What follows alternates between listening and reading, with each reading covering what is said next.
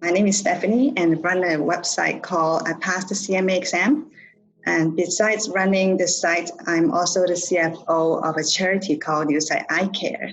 And we have offices in Hong Kong and in the United Kingdom, but we run our operations in Congo in Africa.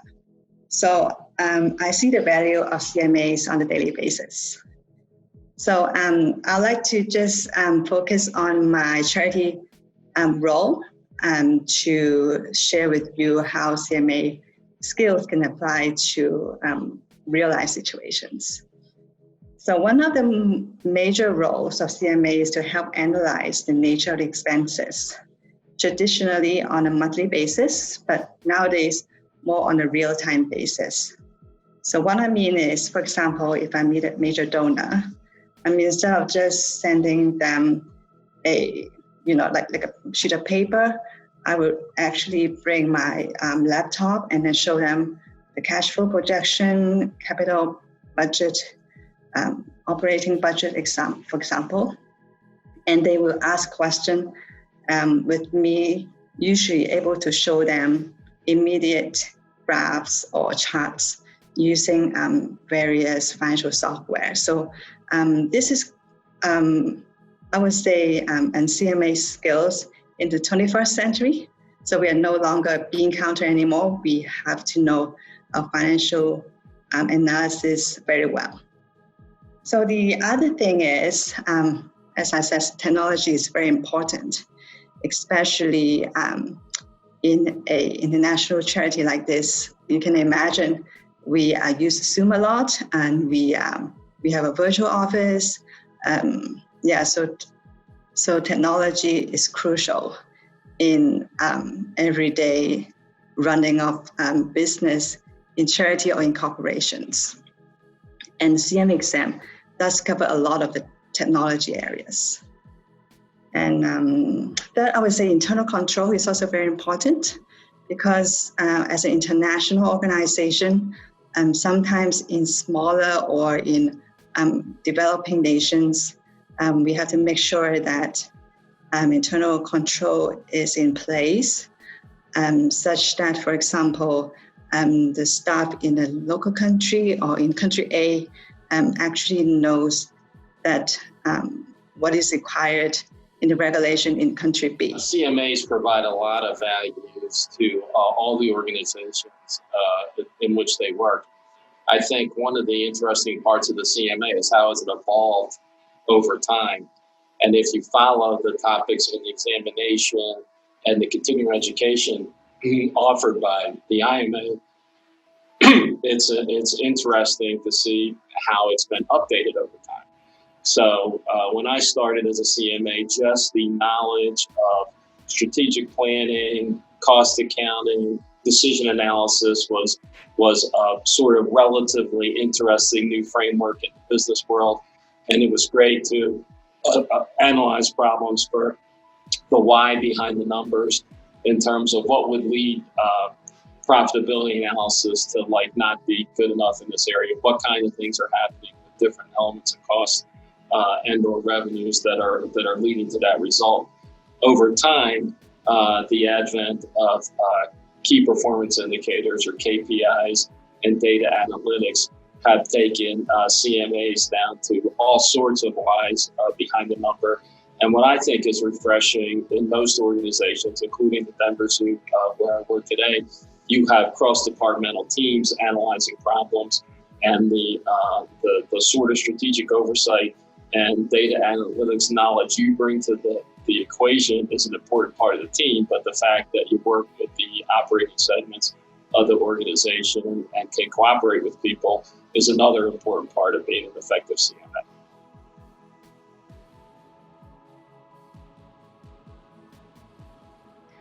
The COVID-19 does have a big impact to our charity. In Congo, the country has a lockdown since end of March, and people just cannot visit our clinic at all.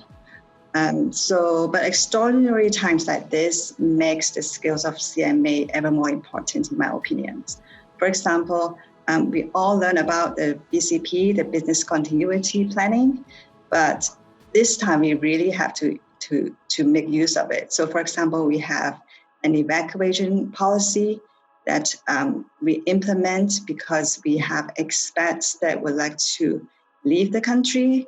And so this is really the moment I feel like the CMA training really helps a lot in helping us to draft and to implement this, crucial time.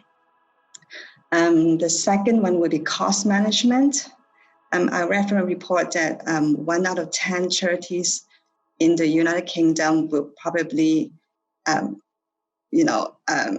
not surviving this COVID-19. So for us, managing the cost is extremely important. So, but then the problem is without the revenue from the clinic, but at the same time, should we pay the staff or should we lay them off? This is a difficult question.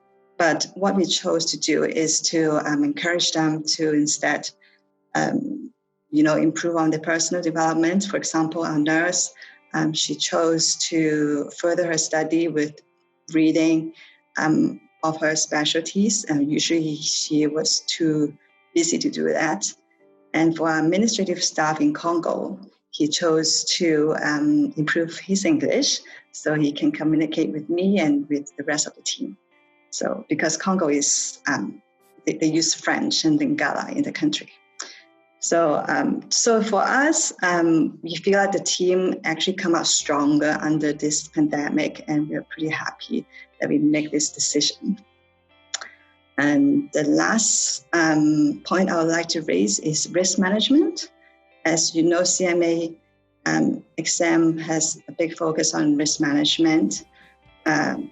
Rightly so, because in situations like this, we do need a framework for us to make challenging decisions. For example, financial risk is obvious, right? So, there will be loss of revenue and there's more cost because of more disinfectant, social distancing and things like that.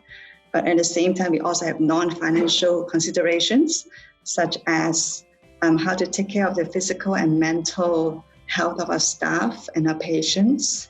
And how about our reputational risks? Because, we close our clinic and sometimes the community do not understand why. Because for them, this pandemic is just one of the diseases that they have in Congo, unfortunately. But then at the same time, we have to, balance the safety of the staff with the critical need of the patients. I think the pandemic has actually illustrated the value of the skills inherent in most working CMAs and highlighted how good it is to have CMAs on your team. So here at the zoo, we went into crisis management role as our city. We're in Denver, so the city and county of Denver was considering shutdown sort of options. And being an outdoor attraction, we thought we'd be open for quite a bit longer than we were, but they more or less suddenly shut down.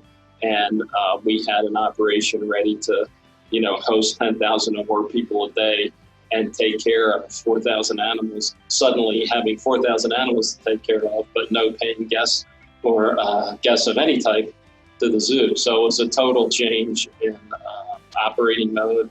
It was a real challenge for us, but we have two CMAs here, my senior director and myself, and we have been a key part of every sort of crisis management working group.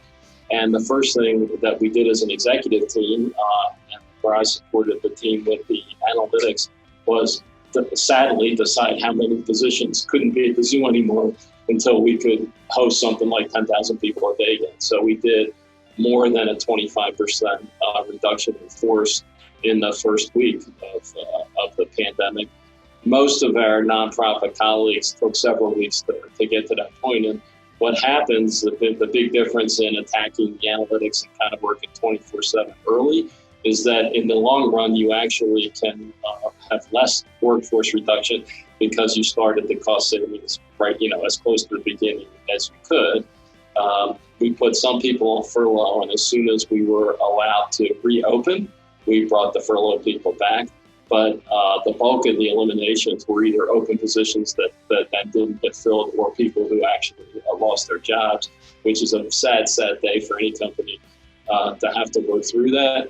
But I think it results in the most continuing employment in the long term. So we think we did the right thing there.